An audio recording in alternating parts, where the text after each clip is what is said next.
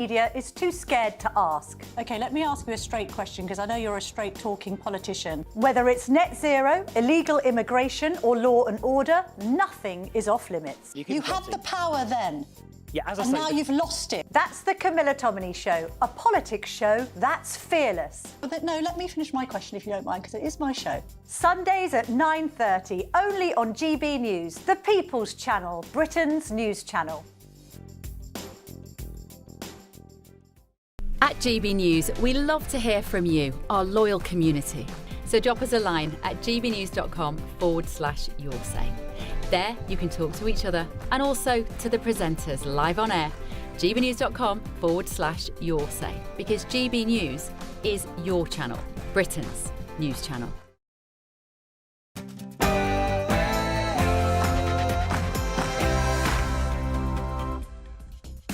We may well remember Wednesday, the 4th of February 2026 for years to come. This scandal around Peter Mandelson is bigger than the Profumo scandal. That is my thesis. We'll debate that and whether the Prime Minister can survive his own dreadful misjudgment.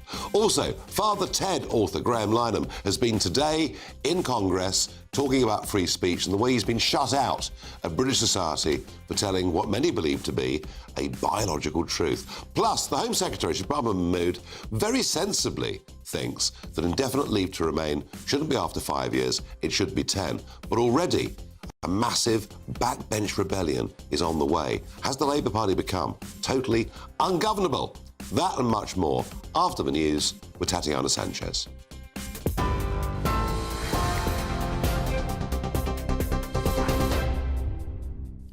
Nigel, thank you. The top stories this evening. The Metropolitan Police has told the government that releasing certain documents related to Lord Peter Mandelson's appointment as ambassador to the US would undermine their investigation into the disgraced peer. Sir Keir Starmer admitted he knew about Lord Mandelson's friendship with paedophile financier Jeffrey Epstein when he appointed him to the role, but claimed he lied repeatedly about the extent of the relationship. The Prime Minister agreed to release papers on the appointment as long as they didn't prejudice national security or international relations. Time and time again, Mandelson completely misrepresented the extent of his relationship with Epstein and lied throughout the process, including in response to the due diligence. Conservative leader Kemi Badenoch accused the Prime Minister, though, of trying to sabotage the release. The Prime Minister cannot blame the process. He did know. It was on Google. If the Conservative Research Department could find this information out, why couldn't Number 10? Can the Prime Minister tell us, did the official security vetting he received mention Mandelson's ongoing relationship with the paedophile Jeffrey Epstein? Well, it comes as the Met Police confirmed last night a criminal investigation was launched into alleged misconduct in public office after US court files suggested Mandelson passed market-sensitive government information to Epstein. Mandelson has quit the House of Lords and denies acting improperly or for financial gain. Downing Street has said today that Lord Peter Mandelson presented paedophile Jeffrey Epstein as someone he barely knew prior to his appointment as UK ambassador to the US. Elsewhere, Graham Lynham has been telling members of the US Congress that Sir Keir Starmer has reduced freedom of speech in Britain at a censorship hearing. The 57-year-old Father Ted co-creator is appearing before allies of Donald Trump, who are investigating online censorship laws. Mr Lynham's congressional testimony follows his detention at Heathrow Airport in September when 5 armed police officers stopped and questioned him. Let's cross now to the House of Commons, where MPs are voting on the release of the Mandelson files. That the House of Commons urge the Government to ask Network Rail and Great Western Rail to prioritise the Tarka line for improvements and to work together to make rail travel in North Devon more resilient, and the petitioners remain, etc. Hear, hear.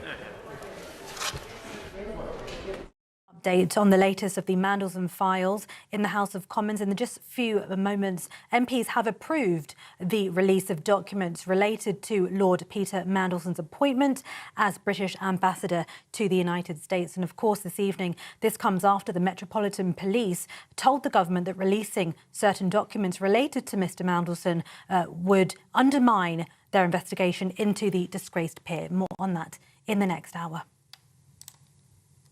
It's back to Farage. Tune into GB News Radio wherever you are. Online, on DAB digital radio, on TuneIn, on Radio Player, on Nation Player and on your smart speaker. Just say, play GB News.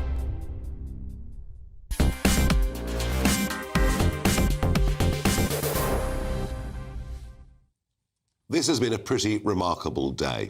The Mandelson files, as they're being called by the media, don't think of this as just another bad day at the office for the Prime Minister. Don't think of this whole question as another political story that sickens you with career politics. No. You need to think about this in a much, much bigger context. The last major political scandal in Britain was Profumo. And that is over 60 years ago. What was that all about? Well, it was all about women, it was all about a Russian spy, and it was about cabinet ministers and senior Conservative Party people. This involves the royal family. This involves a former Prime Minister turning his guns on a current Prime Minister. This involves the leaking of cabinet, state secrets to the highest level. It involves market-sensitive information of the most profound nature. It involves, in my view, one or two elements that are quite potentially breaches of the Official Secrets Act. And we watched it today at Prime Minister's Questions all play out. It was a day of deep humiliation for the Prime Minister.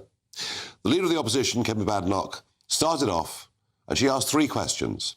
Did the Prime Minister know at the time Mandelson was appointed to be our ambassador in Washington that Mandelson had maintained contact with Jeffrey Epstein after his conviction for underage prostitution? Twice, the Prime Minister tried to bat it away.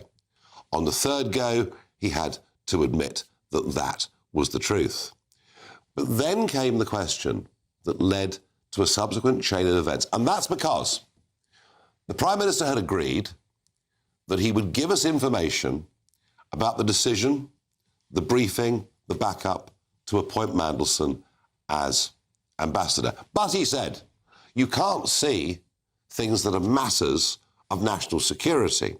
You can't see things that are a matter of international significance. You can't see things that involve trade. And suddenly, the brief was getting wider and wider of what MPs would want to see, to the extent that everyone in the House thought this is, including, by the way, his own backbenchers, this is a cover-up. This was the question number 4, that came from Kemi Badenoch that led to a subsequent chain of events. The Prime Minister is serious about national security concerns. He should ask the Intelligence and Security Committee to decide which documents should be released. Will he commit to doing so here and now? So the nub of it was that the Prime Minister and the Cabinet Secretary should not be the ones to decide what things we can't see, because after all, how could the man be independent when he works for the Prime Minister? It should go off to an independent committee made up of MPs and security experts. That all made perfect sense. The Prime Minister didn't agree to it. The Prime Minister, at the end of PMQs, pretty much stormed out of the Commons. But the drama continued this afternoon. Now, bear in mind, this is the Prime Minister, of course, that has made sure that Andy Burnham doesn't return to the House of Commons. But there's one lurking giant inside the House of Commons. That's the former Deputy PM, Angela Rayner. And she then backed up what the Leader of the Opposition had asked for. Given the public disgust and the sickening behaviour of Peter Mandelson and the importance of transparency, should we not have the ISC not have the same role now in keeping public confidence in the process? And within 2 hours, the government had backed down and decided that, yes, it would be this ISC committee that would decide the things that MPs can't see that may be matters of national security and importance. But boy, I tell you something, we are going to get an absolute treasure trove of information out of all of this. What I don't know is how long it will take for that committee to make these decisions, but it's coming, it's happening. I repeat the point.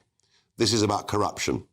This is about leaking of national and international secrets. This is a potential breach of the Official Secrets Act. It involves the royal family, it involves senior members of government, and who knows, behind it all, maybe even Epstein could have been working for the Putin regime.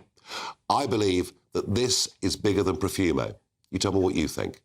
You can tweet #Farage and GBNews or email farage@gbnews.com. Now, I'm joined in the studio by Kwasi Kwarteng, regular, and Lord Glasman. Now, this time last year, it was the inauguration in Washington, D.C., and Morris and I were there together. And, you know, we're not always nice to Lord Glasman, but we're going to be nice tonight because Morris wrote a letter to Number 10 in January 2025. And this is what he said. The brutal truth is the vast majority of people I meet, that's over in Washington, consider our Labour government to be a front organisation for paedophiles and Pakistani rape gangs. They consider our position on the Chagos Islands an example of progressive idiocy and our appointment of Peter Mandelson an unnecessary provocation. They think our army has gone to hell, our country is overwhelmed by legal and illegal migrants. Withdraw Peter Mandelson. He is the wrong man at the wrong time in the wrong place. Evening, Morris. You tried your best. Wasn't much, but I had a go. I do want to say just formally that was supposed to be a confidential memo and it wasn't leaked by me, just to say Who leaked it then? I don't know. But you wrote it? I did, certainly I wrote it. And I stand by that. It was so obvious when we were there. I mean, do you remember your party at the hotel? Yeah. I can't remember the name of the hotel. Hey, Adams, yeah. Yeah, and people were just walking up to me with their phones, showing me those photographs. I mean, it wasn't really a very difficult decision. Yeah, I had cabinet ministers, American cabinet ministers, saying, Peter Mandelson, are you kidding? It was all over. And then I went with to the MAGA events, and people were just walking up to me with these things. So it was clear that, but what we didn't understand, and on this side of the pond, was the enormity of the Epstein story. You know, it was a conspiracy theory. It was QAnon, and we don't make decisions on those grounds. But the reality is that was what we found when we were there, and we have to be patriots and we have to advise in the right way. I mean, now we've got a very good ambassador. By the way, in that briefing note, by the way, Nigel, I suggested that they make you the ambassador. That'd have been great. Get him out of English politics. Get rid of it. Send him off to the wine cellar in Washington. I mean, just to say to viewers, when I got to the States, I mean, you were like a senator there. I mean, even your teeth looked better when you were in America. They will do over there. How? Why could this Prime Minister have made such an horrendous misjudgment?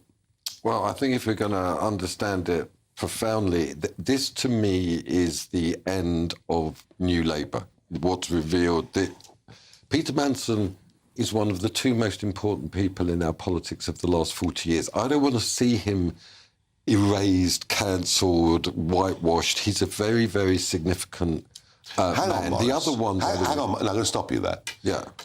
He's under criminal investigation.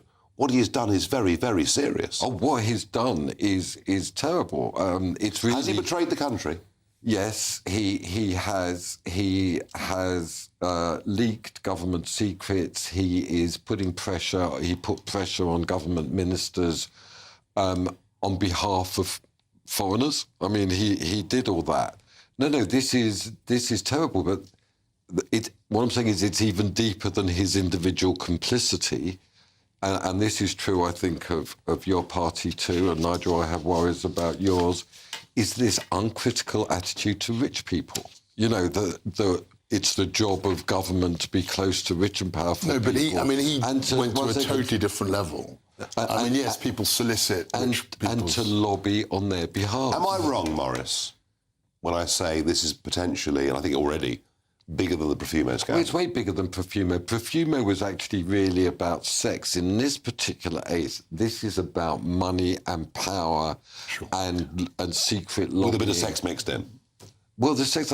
The sex and underage and goodness knows all of that is disgusting, and we have that going on with the grooming gangs, and we have that going on at the top. This is sinful, awful, disgusting behaviour. This is, but what I'm saying is, this is also about globalisation, about rich people exerting pressure on the government. So do you remember? I say to people, do you remember the financial crash, Nigel? Do you remember those days? Quite. Right? And so it turned out that the banks were lying and exaggerating and cheating about their accounts. There was a huge popular reaction. I think that is a powerful point. There was a huge popular reaction. And what's interesting is that Mandelson was lobbying for the bankers. This is what he was doing.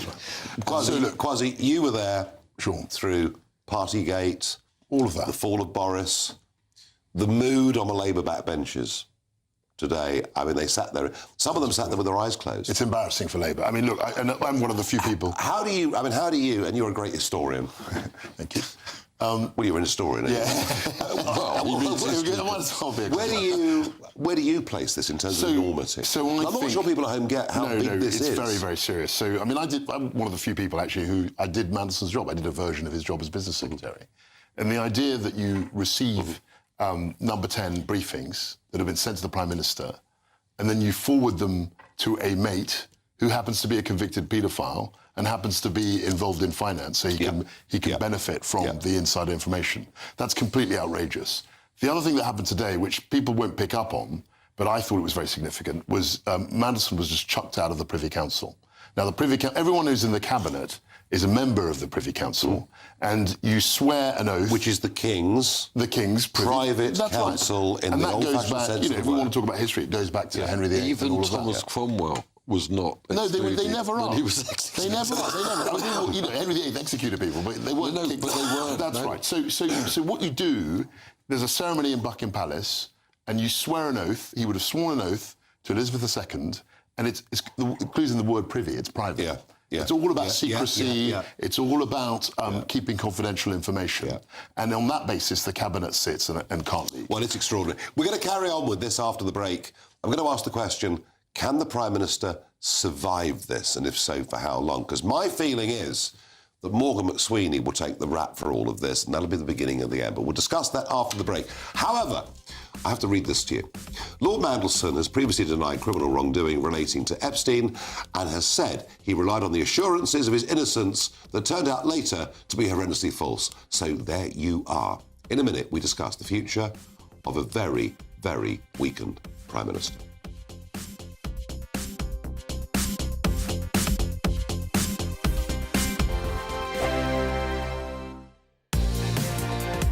Mornings don't have to be tiresome, especially if you have the right company.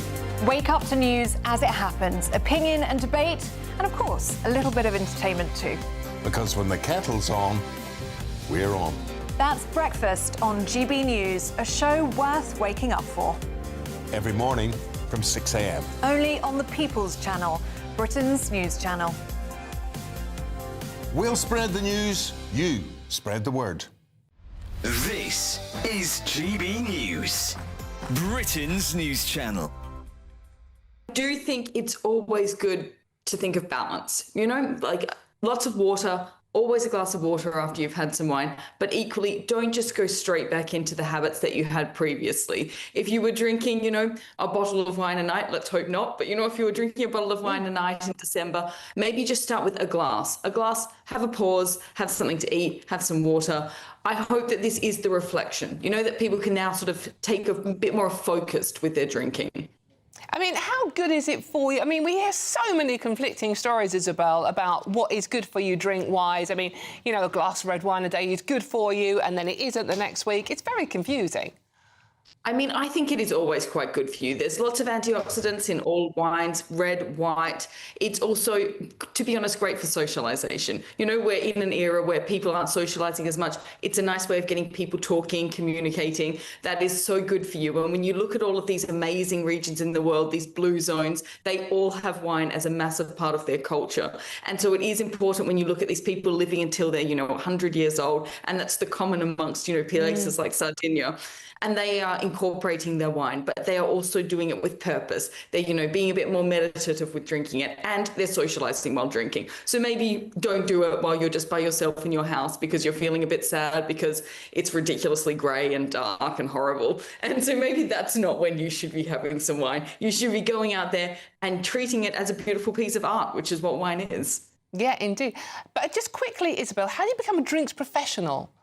Oh, I mean, you drink a lot of wine, but you basically go and do lots of study. There's lots of education courses. You can take the winemaker route, so you can go and do that, or you can take more of a scholarly route. GB News, the People's Channel. From the school run to the home run, watch a new show for all of Britain. So he can say whatever he wants. A straight talking show where all voices are heard. And, when are we going to stop talking about smashing the gangs and actually do it? With the stories that matter from every part of our country. There's a bit of a crash landing there for your Chancellor. Bold, fearless and standing up for you. That's me, Martin Daubney, 3 p.m. till 6 p.m, weekdays, here only on GB News. The People's Channel, Britain's news channel.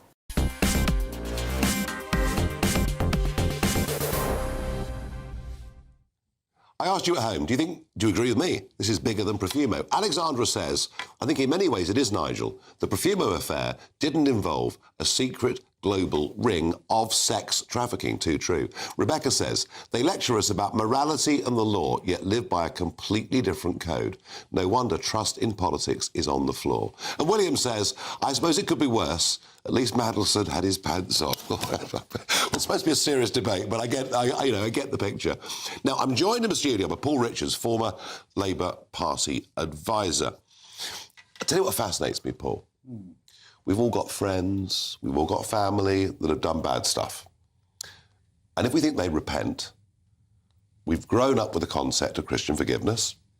We give them a second chance. At least we're decent human beings. We give people a second chance. And here we had a man, Peter Mandelson, booted out of cabinet over effectively a mortgage fraud in the late 1990s. He was forgiven. He comes back. He's then embroiled in a passport scandal. He's gone. He's sent off to Brussels. He embroils himself with a man called Deripaska, one of the biggest aluminium producers in the world.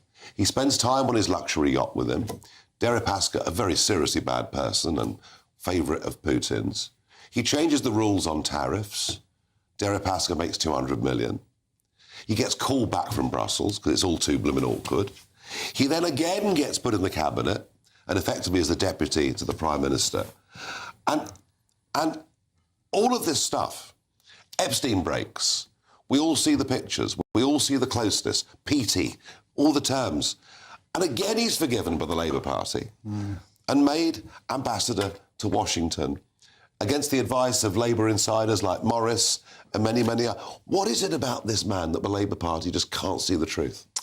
I think there's a sort of character type that Peter Mandelson demonstrates, which is that he's sort of brilliant at politics and he attracts people in politics because of his brilliance. He's personable, friendly, fun to be around, gossipy, waspish. He's somebody who is the life and soul of a party. And somehow he has managed to use this to wheedle his way into the heart of the Labour Party. Connections. In every single incarnation of Labour from the mid-90s. Yeah. Well, actually, from the 80s onwards, under Neil Kinnock even, going back all that time.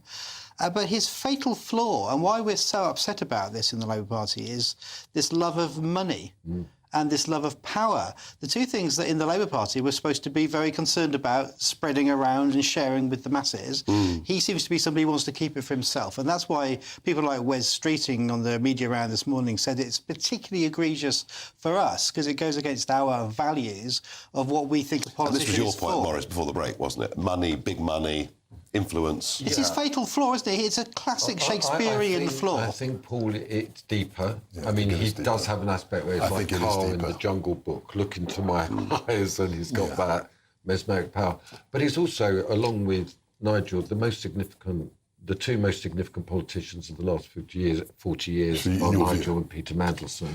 I'm not going to go into why you are, but why he was the ideological spearhead of New Labour. He was the one who chose Blair and Brown as the two young MPs. Yeah. Well, let's not overcook it. He was the one who got Giddens in the whole third way, the ideological. He was the man of the pager. He was the man of there is no alternative. But a lot of that history he wrote himself, and that is the image he created. That's true up to a point. As Churchill said at the end of the war, history's going to be very kind to me because I'm going to write it. Well, so a lot of it is the spin. He was the ultimate spin. As someone who really ideologically opposed him, I just want to say this. Over these 25 years, I was for sovereignty, I was for Brexit, and I really opposed New Labour, and I think this is indicative of the end of that, is that I witnessed his power. He did have a lot of power. He had discipline. He was very hard. And the other thing I would say about him, which shouldn't be buried in the memory hole, is he was an extremely able administrator. He was a superb leader of those things. And he was unbelievably talented. Well, that's it. No, I mean, Paul did make that point. Paul, moving on if I can from there. I mean, by the way, he talks about redemption. He's not coming back. You know, there is no fourth act. Oh, really? Well, I wouldn't surprise me. Wouldn't surprise me, given the Labour Party's love of it. What was interesting today was Prime Minister on the back foot. When you appointed him, did you know that he'd continued his relationship with Epstein after the conviction and prison sentence for child prostitution? The Prime Minister avoided the question once, avoided the question twice. On the third time of asking, he had no option. Yeah. But to admit that he did, but he didn't know the depth of it. And then when it came to what information MPs could see, I mean, basically, the Prime Minister started off by saying national security, then it became international relations, then it became trade, and he's been forced to back down on that as much by Angela Rayner as by the opposition. And I put it to you that this Prime Minister is now in very, very big trouble.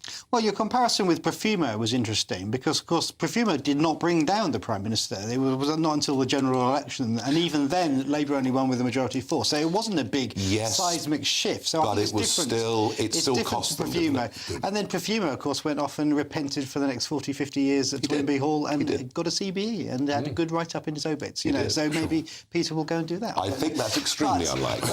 But to your question about the Prime Minister, I mean, yes, it's been a very fluid afternoon where the whips have been doing a lot of ringing around. They have recognised the strength of feeling on the Labour backbench and they have had to row back on that crucial issue of the Intelligence and Security Committee. Paul, it's not been a fluid afternoon, it's been a disastrous afternoon. Well, I think, to be fair, I think Starmer has done all the right things in the right order once this started to break. No, but come on, I mean, you can't say that. Angela Rayner was the one who pushed him to do the right thing. He was in a situation where he was going to mark his own homework. Yes. He and the Cabinet Secretary were going to look at all the evidence. They were going to withhold from all us little children stuff that was too sensitive. They were going to decide. And Angela Rayner and Kemi said, well, hang on a second. We've got a committee that looks at security issues. Why don't they decide what we can see? Which is eminently sensible. But it's not what the Prime Minister wanted to do. Well, it's not what he wanted to do. He started off, I think, by absolutely coming out slugging in terms of announcing this, getting ahead of PMQs and announcing the inquiry, kicking him out of the Lords. But the inquiry was, they were marking their own homework at that point. Kicking him out of the Privy Council. But none of it. But none of it. And he's ahead of it, you know. None of it gets round the key criticism that this is appalling judgment by the Prime Minister.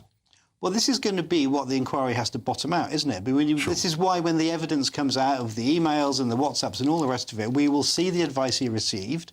We will see that. You can hear frustration in his voice when he says he was lied to. The Prime Minister was lied to again and again and again. And that's the bit we don't know. And he was given a set of evidence for this appointment, which, obviously he found compelling. I'm going to make a prediction. And he said he regrets the decision, as any of us would. I'm going to make a prediction that McSweeney goes, because McSweeney was very much a part of this.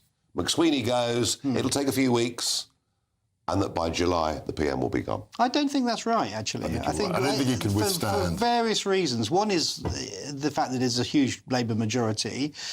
Two, there isn't an obvious person waiting in the wings. Like she was sitting on the back benches this afternoon. No, we can't buy that. Where's? Unlike with Tony and Gordon, there was Gordon in the wings looming large. We don't have anyone in that same I sort position. of get that point. Kwasi, what do you make? So of it? look, I think it'll be death by a thousand cuts. So yes, it's a bad day for him. He won't withstand the local elections. I mean, the idea that Labour, if the polls are right, are going to come third in Wales, and they've won Wales for 100 years. 100 years. That's very much the cradle, the birth of the Labour movement. Them coming third, I don't see how he survives that. I mean, thanks for telling me about the cradle of the Labour movement. Well, it was. Good, but, it was. Good to hear. We're not wrong, then. I'm not wrong. I mean, I'm stating the obvious. Forget party politics. But if you're saying you're going to come third in Wales, that's a big deal. That's why he'll hang on, because nobody wants to be leader on May the 7th. They don't. But crucially, constitutionally, that does not trigger a general election. No, it doesn't. The Prime Minister has to resign. That is true. And that is true. It may be that he is holding the whole thing together for fear of what comes next. So he may well be there at the next general election. I sat there and watched it.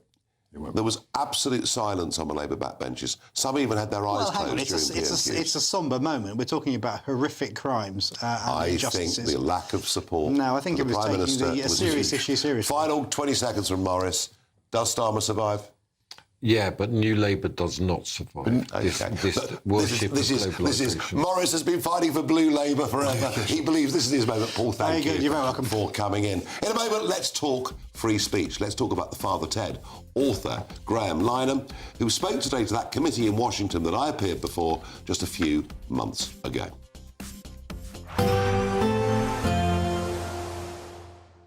Can't wait to get in that sea. Lovely and warm. Just like the feeling of having great travel insurance. All Clear Travel Insurance sponsors GB News travel destinations forecast.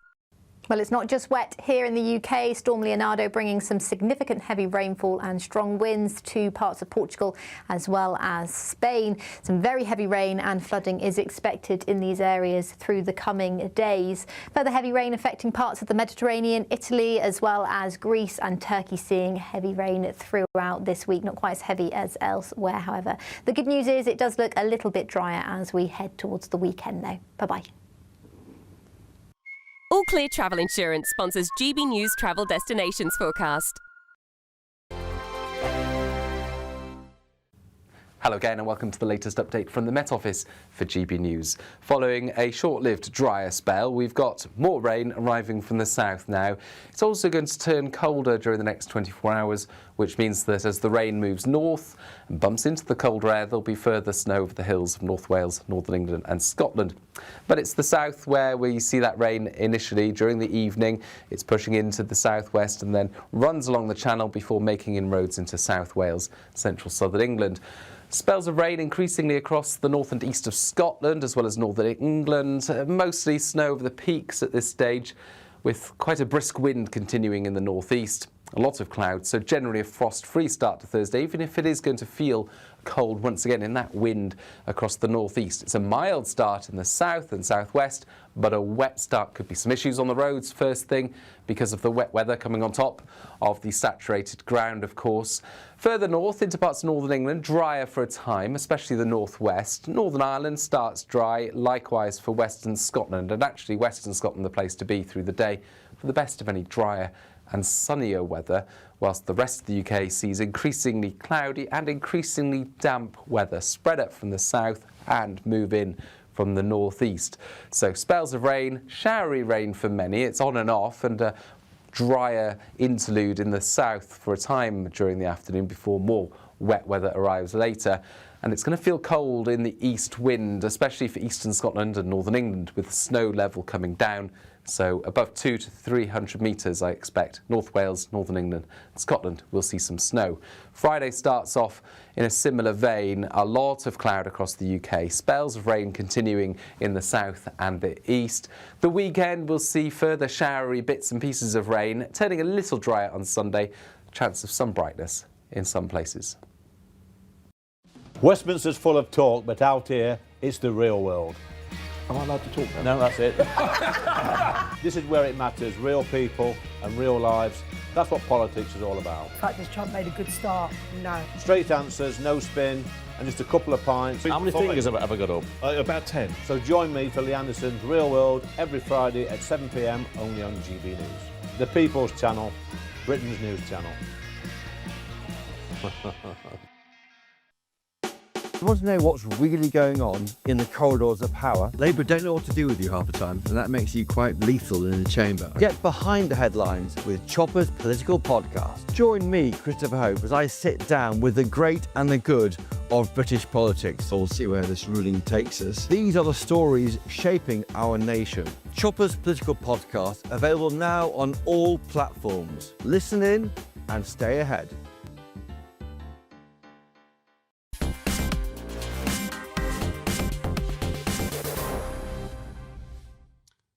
A few months ago, I testified before a congressional committee on free speech. My good fortune was the day before, Graham Lynham, the Irish writer of Father Ted, who had been living in Arizona, had been arrested at Heathrow Airport by 5 armed policemen for something he'd said about the trans issue.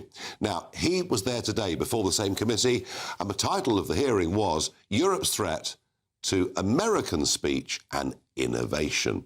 Let's just see a clip of what Graham had to say earlier on today. For a decade, the British police have harassed me for expressing views that the majority of the public share. In 10 years, not one person, not the police who arrested me, not the colleagues who condemned me, not the friends who turned away, has told any of us what we did wrong. Our accusers do not deal in arguments. No one is able to point to the flaws in our analysis. We have simply been punished for objecting to fashionable yet incoherent orthodoxies. Basically, what Graham Lynham's been saying for the last 10 years is that biologically, if you're born a man, you're a man, whether you wear a dress or not. And yes, some people find that offensive, but many believe that's his right to free speech and his own opinion. I'm joined by Lord Toby Young in the studio, the founder and director of the Free Speech Union. He really has become the pin-up boy for those that believe in free speech. Yeah, I mean, he's been incredibly courageous in standing up on this particular issue. And he's paid a huge price, as he said in his testimony. His marriage broke up. He's lost his career as a comedy writer, reduced to becoming a humble scribe. So he's paid a huge price for setting out what most people, I think, would just regard as common sense about the differences between men and women and how difficult it is if you are born one or the other to switch gender. He makes the point that he's suffered for speaking out on this issue, not because he's broken the law. And the Free Speech Union is helping him sue the Metropolitan Police for wrongful arrest because in the end they decided to take no action because he hadn't broken the law. Yeah. But he's suffered nevertheless because, as George Orwell says in the preface to, the unpublished preface to Animal Farm, which was rejected by numerous publishers because it took issue with the prevailing orthodoxy about the benefits of Soviet Russia at the time and of communism. He said that there are points when an orthodoxy settles among the ruling class, the intelligentsia, the chattering classes, and anyone who challenges it is automatically penalised. So people end up self-censoring. And that's what's happened with this issue too. It's not we know now, because of the Supreme Court judgment last year, that actually there's nothing unlawful about stipulating that biological sex is binary, it can't be changed, it's biological. That's not unlawful. That is, in fact, the meaning of the word sex in the Equality Act. So the Supreme Court has said, no, Graham, you're basically right about this stuff. You haven't broken the law, but he paid a terrible price nonetheless. But the Americans are on this in a big, big way. Obviously, their First Amendment is the right to free speech, the right to offend each other, within reason, provided that you're not inciting violence or hatred or shouting fire in a theatre and causing panic. But because of the EU Digital Services Act and our own Online Safety Act, the second part of this debate is about innovation. And there's a worry here, isn't there, that as America leads the tech world, that the European Union, and now us, because of our closeness to it under Keir Starmer, get left behind the rest of the world.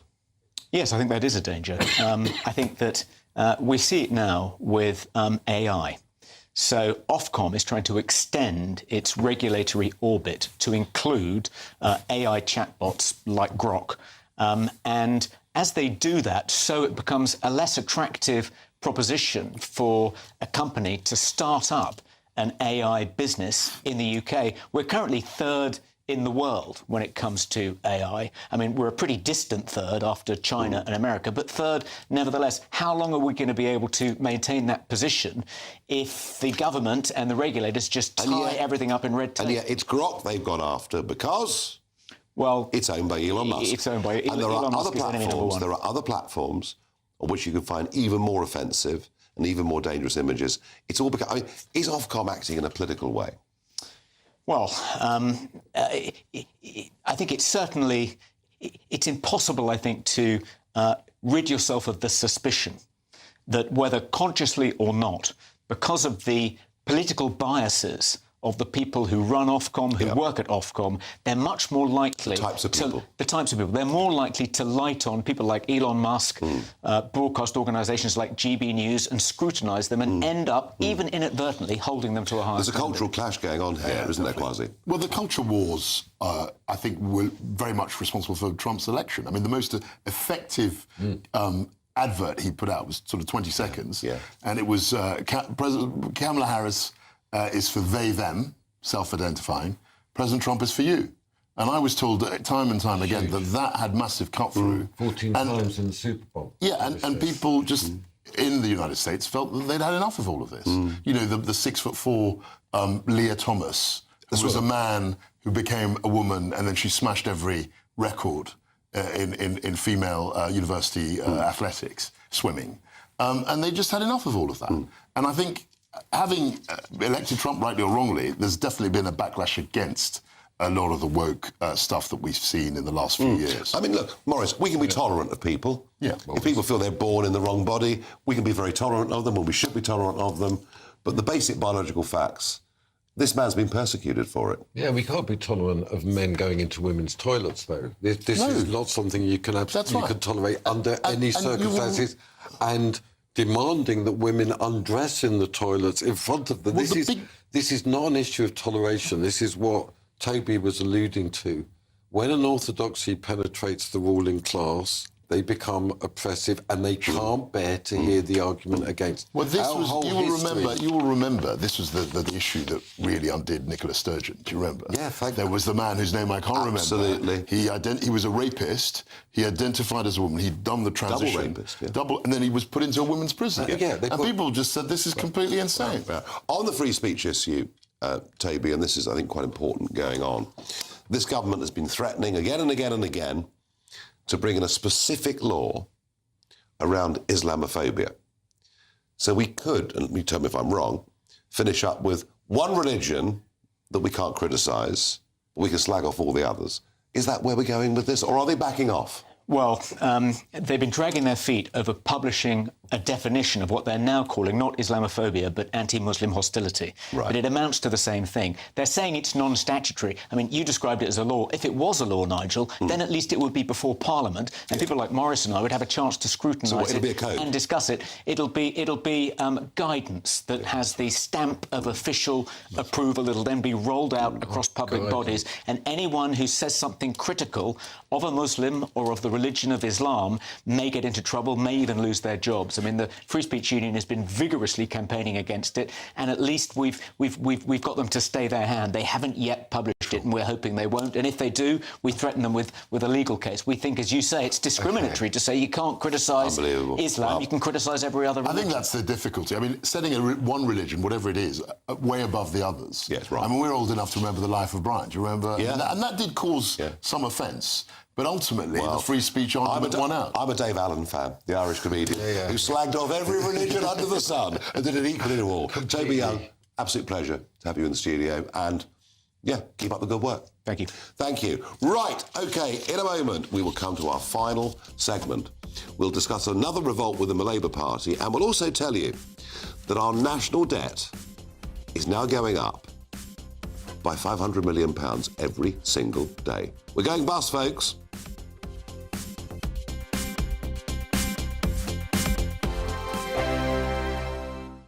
No matter the state it's in, this is our nation. Join me, Jacob Rees-Mogg, for a genuine, honest discussion on where we have been where we are going and where we are with the people who set the direction. Tune in to State of the Nation every Monday to Thursday, 8 to 9 o'clock, only on GB News. Exciting news. Every Friday, my Patrick Christie's Tonight Show is going to have a twist to it. We're welcoming some special guests. You. That's right, on Fridays I'm going to be doing my show in front of a live studio audience because this show is about you and what you have to say. It's going to be the same big debates, same big topics, same big opinions. But every Friday night at 9 p.m, you are invited to come on down to Patrick Christie's Tonight to be a part of the action. Only on GB News, the People's Channel, Britain's news channel. Hi, I'm Michelle Dewberry, and my show is your opportunity to cut through all the noise and dive in headfirst to some robust debates. Ideas clash. Situation, no, isn't it? No, Because the failure is... You're the failure is... deliberately avoiding my point. Nothing's held back. And if you think this is the end of it, wait for more. And we do not shy away from the difficult stuff. Sometimes I want to shake people and say, if only you understood. So join me on Jubes & Co. weeknights at 6 p.m, only on GB News, Britain's news channel. Mornings don't have to be tiresome, especially if you have the right company. Wake up to news as it happens, opinion and debate, and of course, a little bit of entertainment too. Because when the kettle's on, we're on. That's Breakfast on GB News, a show worth waking up for. Every morning from 6 a.m. Only on the People's Channel, Britain's news channel. We'll spread the news, you spread the word. From the school run to the home run, watch a new show for all of Britain. So he can say whatever he wants. A straight talking show where all voices are heard. And, you know, when are we going to stop talking about smashing the gangs and actually do it? With the stories that matter from every part of our country. There's a bit of a crash landing there for your Chancellor. Bold, fearless and standing up for you. That's me, Martin Daubney, 3 p.m. till 6 p.m, weekdays, here only on GB News. The People's Channel, Britain's news channel. Britain deserves a newsroom that puts the facts and your voice first. Well, and that's what you get on GB News. Lively debates, lively conversation. And we're not afraid to hold power to account. And each other. So join me, Andrew Pearce. And me, Miriam Gates, for Britain's Newsroom, weekdays from 9:30 on GB News. At GB News, we love to hear from you, our loyal community. So drop us a line at gbnews.com/yoursay. There, you can talk to each other and also to the presenters live on air. gbnews.com/yoursay, because GB News is your channel, Britain's news channel.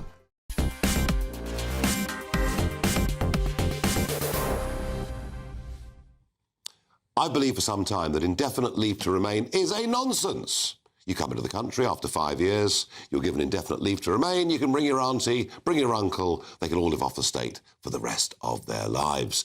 Interestingly, since I made these arguments some time ago and got summarily slagged off for daring to do so, Sweden has now gone down this route.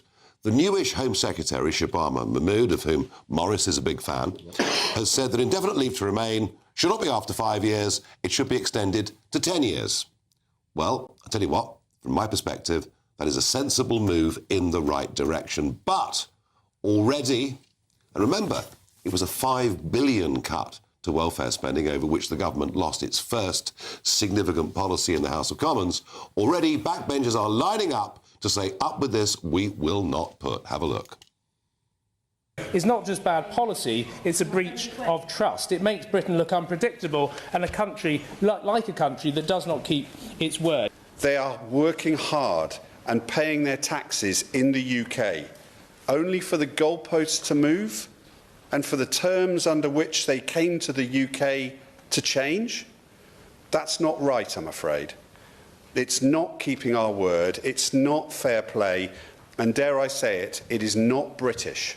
If these proposals progress, I will be voting against the government and ensuring many of my colleagues join me in the lobbies, because this isn't a Labour policy. What you saw there was Tony Vaughan, Perrin Moon and Rachel Maskell, and now it's rumoured up to 50 backbenchers will rebel on this. Morris, it seems with the Labour backbenchers we've currently got, any attempt to put the interests of British people first, to cut the massive size of the deficit, just gets struck down. I mean, this is the party completely struggling to adjust to the realities of the new order. I do want to say, and I'm obliged to say, and I want to say that I do support Shabana. She understands the scale of this. I think we've got a patriotic Home Secretary. But any challenge to the old status quo, this is all part of the Mandelson story, actually. This is what I'm going on about, is that now we live in an age not of globalisation but of sovereignty. We now live in an age of borders and protection of borders. And national interest back. And what is our national interest? And the definition of national interest, which hasn't been defined adequately. You know, we should have interest in order. But at the moment really astounded that we're not much more vociferous in supporting the restoration of the Shah in Iran, for example. I think you've taken a very sort of top-down view in terms of the theory. The political arithmetic is such that there are enough left-wing MPs, and they've seen their strength last year with the welfare cuts, that with any rebellion, they're going to have a chance of bringing the government, you know, to heel, and the government won't have the muscle or the drive to. But one of the reasons that Shabana Mahmood is saying this is because of the Boris wave. Sure. You know, even in a post-Brexit Britain, the Tory party opened up the doors to vast numbers of people, many of whom don't work, and many of whom will qualify within the next 2 to 3 years to bring their extended families at massive cost to the Exchequer. So it's a problem that both parties have had. Sure. Yeah. I accept that. I mean, I think that we should have done more to restrict borders. But in terms of those MPs, Rachel Maskell, I know a bit. She was one of the leaders on the welfare rebellion. Yeah, so it's the same. Right. That's right. It's very much the same people who are blocking the government underpinning from doing reforms. Underpinning all of this is a bigger problem. Because what the Farage moment of the day is that our national debt is now increasing by £500 million a day. I'm not making it up. Yes, our national debt is increasing, and here it is, the national debt clock ticking away, and it'll keep on ticking away during this show, and GB News will begin to start showing this regularly. We're going bust, Kwasi. Well, look, I mean, you don't need to talk to me about this. Estimates of just how far this could go in the next few years. Very simply, expenditure's going through the roof, and you're not getting any revenue because the economy is not growing, and you're actually taxing wealth creators. So they're leaving. So at the end of this period, God forbid, 3 more years of Labour, the position will be much worse. You won't get any growth. Well, I mean, just bear in mind that when you lot came to power, the national debt was under £1 trillion. When you left, it was 2.6 trillion. It was to get the numbers right.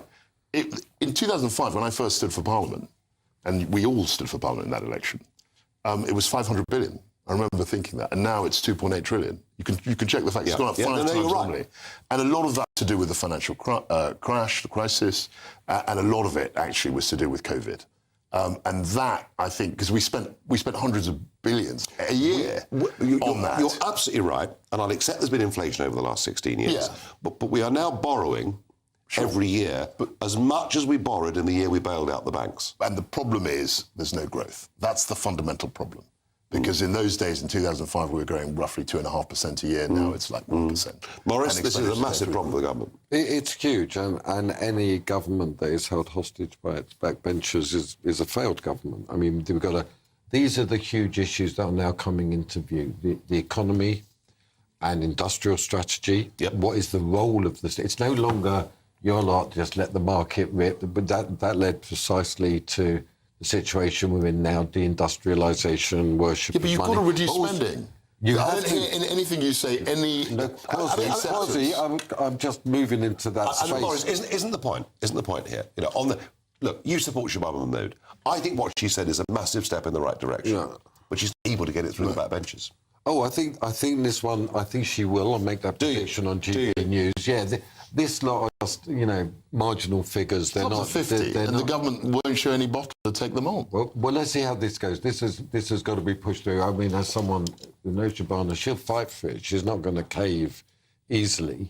And this is all the steps that need to be taken. But just to say, Kwasi, AI is coming. Our analysis is that can really genuinely lead to huge reform in the public sector. Can I just say, it won't be about Shabana Mahmood. She can be as bold and as tough as she likes. If she doesn't get the air cover from the Prime Minister, this isn't going to happen. And he's very weak. A weak Prime Minister. He's very weak, Absolutely. and I think he'll want to appease his left wing. Great panel. Thank you for joining me tonight. Jacob Rees-Mogg is with me. in the studio. Jacob, I was trying in the first part of the show to try and put into historical context just how big this current scandal is. And I was arguing that it's a much bigger scandal than Profumo. Well, I agree with that. It's a much bigger scandal than Profumo. Profumo told lies and did things that he shouldn't. This is corruption at the heart of government. It's like the Marconi scandal is the biggest one that I can think of, which is a long time ago, which was covered up. Otherwise, you're going back to the 18th century before you can think of the British state having corruption at this level. It is going to finish Starmer. He is not going to remain Prime Minister. And that opens all sorts of questions, because who takes over, and do we have to have a general election if we get a new Prime Minister? What authority does this Parliament have, does this government have? And at the moment, none. And so lucky for our audience to have the only man in London who remembers the 18th century and all the things that happened during that time. I can't. Yeah, was that 1720? There were lots of scandals. Jacob was there then as well. There were lots of scandals. No question about it. The MP for the 18th century. Well, folks at home, I've done my best. I've done my best to put today into an historical context. Believe me, you'll remember the 4th of February 2026. It's a very, very big day. Before State of the Nation with Jacob, let's have a look at the all-important weather.